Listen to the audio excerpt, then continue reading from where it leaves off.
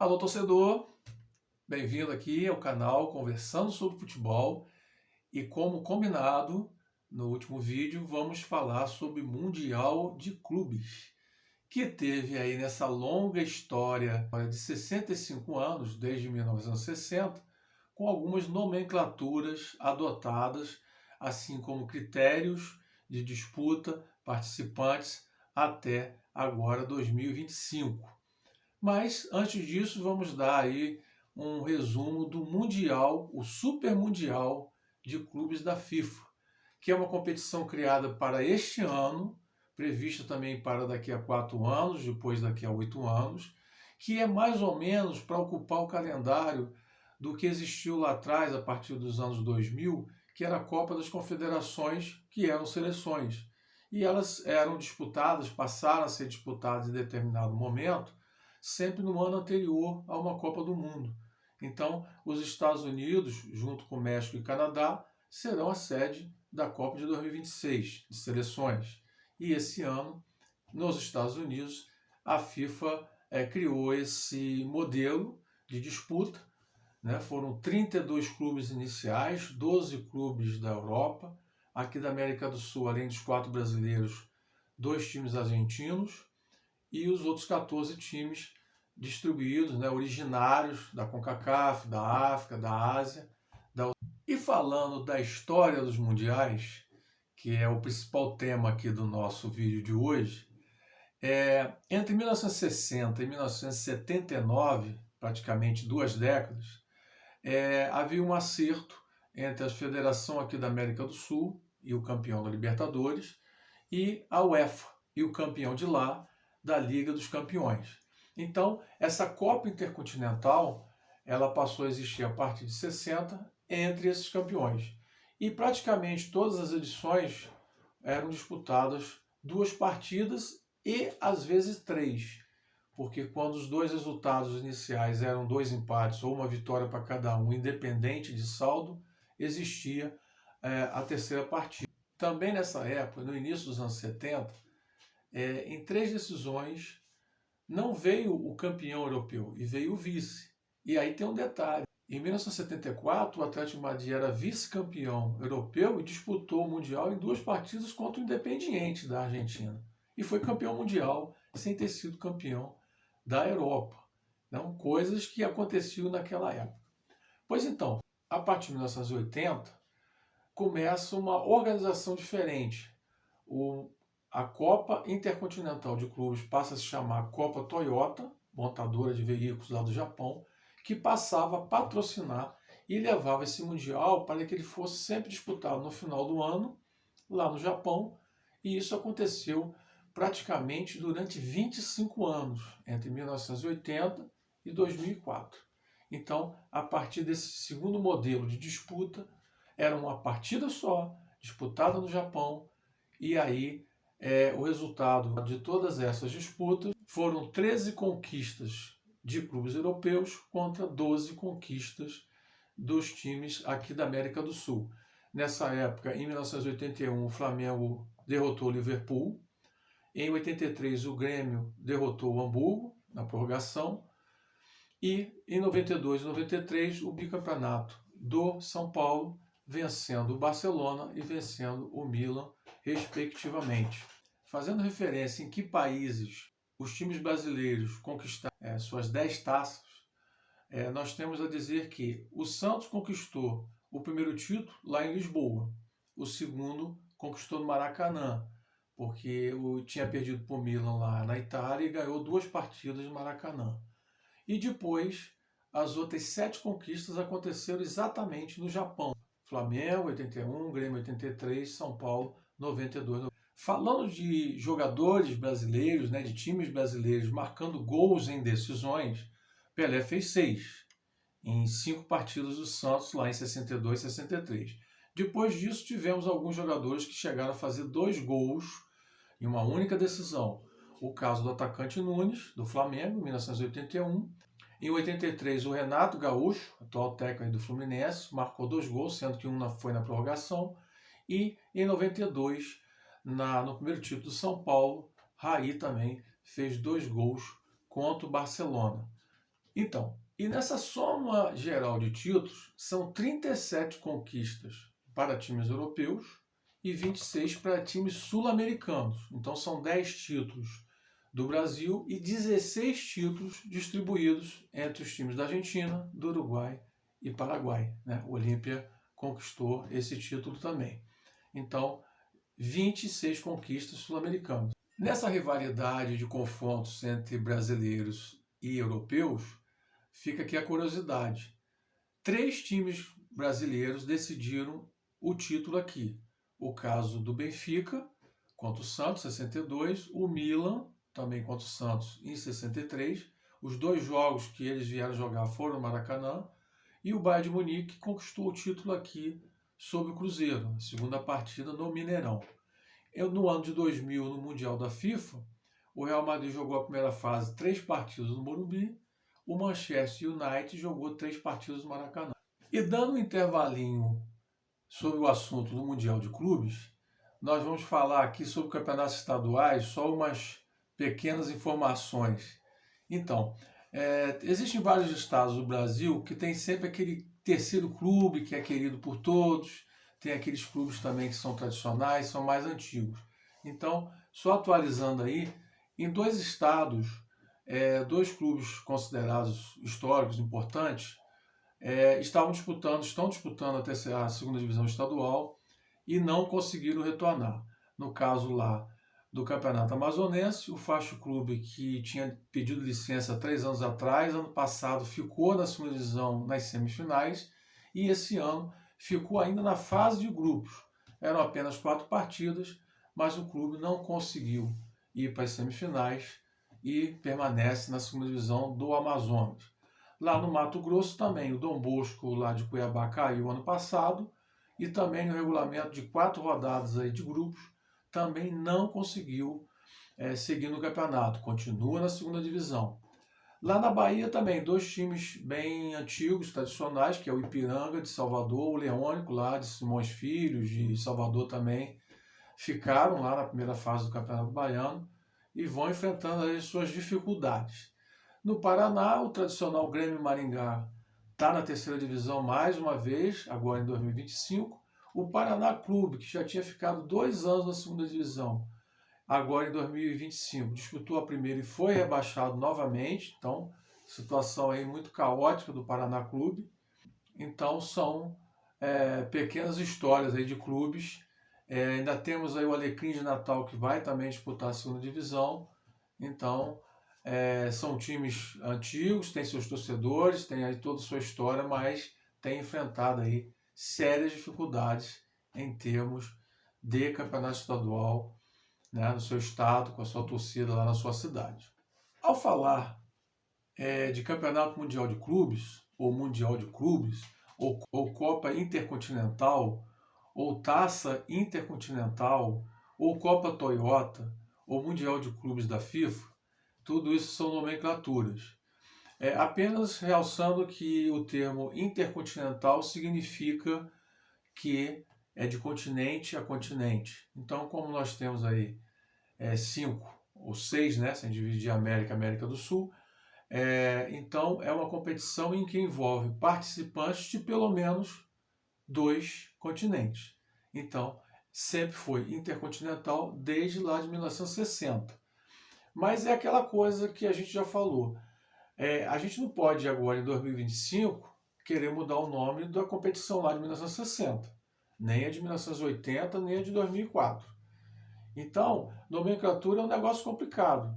O que pode se dizer é que todos são decisões, são títulos intercontinentais, né? Independente do critério de 2 partidas, de partida neutra, ou esse critério mais recente, esse modelo de disputa mais recente, em que tem participantes de todos os continentes. Ano passado criou a Copa Intercontinental da FIFA, ou seja, da FIFA ela acrescentou e usou a mesma nomenclatura de Copa Intercontinental de Clubes lá de 1960. Então, essa coisa da FIFA reconhecer título ou não reconhecer, ter chancela de que é da FIFA, que não é da FIFA, pelo amor de Deus. Se os clubes lá nos anos 60, 70, 80, 90 se predispunham a viajar de um continente para o outro, a ir para o Japão, a fazer 2 jogos, a fazer uma decisão e se empenhar nisso, essa história de que o europeu nunca gostou disso é a historinha balela. Então, unificar é complicado, eram nomenclaturas diferentes, mas pelo menos estão na mesma prateleira, né? De um título entre um campeão de um continente e um campeão de outro continente, pelo menos. E aí vem a história polêmica da Copa Rio de 1951, de 1952. Então, naquela época, a Federação aqui do Rio, a Federação de São Paulo, resolveram fazer uma Copa, que foi chamada de Rio, porque as duas foram decididas no Rio, e era a Prefeitura do Rio que estava envolvida aí na organização, e, na verdade, foram 2 grupos de 4, jogaram um grupo em São Paulo, no Rio, e depois fizeram as decisões. Então, eram clubes da Europa, eram times importantes da Europa e times importantes aqui da América do Sul, que disputaram essas 2 mini-copas, essas Copas Rio. Quer dizer, a nomenclatura ela existe porque no momento que ela é criada, se dá o nome para a competição. Então, qual a importância disso em uma época, em 1951 e 52, né, vamos contextualizar. A Segunda Guerra Mundial acabou em 45. A Copa do Mundo de Seleções de 46 também não foi disputada. E a Copa que voltou foi a de 50 no Brasil. O Brasil, o Rio de Janeiro, tinha um estádio novinho. E que os caras lá da Europa queriam ver como é que a gente tinha construído um estádio tão grande para 200 mil pessoas. Então, organizar um Mundial em que clubes se propuseram a sair e vir disputar aqui na América do Sul, numa época de dificuldades, provavelmente de transporte, não como hoje, de mídia, de televisão e etc. Então, teve seu peso, até porque esses grandes clubes, tanto do Brasil quanto da Europa, eram grandes jogadores que faziam parte das seleções da Copa de 50, de 54, 58 e até mais. Então, o peso disso era muito grande para a época. Então, Copa Rio de 51, de 52, né, títulos do Fluminense e Palmeiras. Ser considerado ou não mundial, porque não está escrito mundial, gente, pelo amor de Deus, né? Não podemos ser tão complicados nesse tipo. Então, assim, são campeões mundiais? Não, eles são campeões de 2 competições que tinham 8 clubes e eram clubes importantes, de jogadores importantes daquela época, e eles foram campeões, né? Anos 60 e 70 eram só 2 times, né? Até 2004, e era um jogo só, lá foram 3 jogos de grupo, mas semifinal, decisão. Então, essa questão da nomenclatura é complicada falar sobre isso, mas teve a sua importância. E algumas trivias, curiosidades que a gente gosta de comentar, nos anos 60, nos anos 70, não existia data FIFA, o calendário do futebol brasileiro era todo confuso, da América do Sul também, e a Europa ainda já seguia, né, já tinha esse padrão, né, do verão ali a partir de julho e agosto, né, o verão deles lá, e fazendo a temporada de um ano para o outro.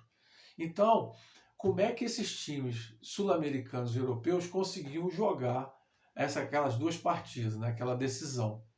Então, grande parte daqueles 18 títulos lá dos anos 60 e 70, eles foram jogados entre os meses de setembro, outubro e novembro, praticamente. E quando veio a disputa que passou a acontecer no Japão, e de lá para cá praticamente desde 1980, essa disputa é sempre no final do ano. Grande parte ali na primeira quinzena de dezembro e alguns anos que foi disputado no finalzinho de novembro, ali nos últimos dias de novembro. Mas em termos de calendário, época do ano, passou a ser no final do ano. Exceção aí de 2021, 22 e 23, se eu não me engano, 2021 e 22, né, relativo a 20 e 21. Né, com a pandemia, então teve 2 edições ou 3 que foram disputadas já em fevereiro do ano seguinte, em função daqueles ajustes de calendário. Então, trívias do Campeonato Mundial de Clubes, a FIFA, Copa Toyota, essa história toda aí ao longo dessas décadas. E a competição que vai acontecer nesse modelo em que o time europeu já está na final, vai ser em dezembro. Então, o Paris Saint-Germain, campeão europeu, já está na final. E aqui, o campeão da América do Sul, campeão da Libertadores, vai disputar aquele derby lá das Américas, com o representante da CONCACAF, e vencendo, vai para a decisão aí com o PSG. Então, esse é o modelo determinado pela FIFA. Os brasileiros, argentinos e uruguaios que reclamem, que briguem por isso, a Conmebol entre nessa história e brigue por isso. E indo para a parte final do nosso vídeo de hoje, é aquela pergunta que não quer se calar. Afinal de contas, quem são os melhores, ou quem foram? Os sul-americanos ou os europeus? Estatisticamente, já disse, 37 títulos para a Europa, 26 títulos para a América do Sul.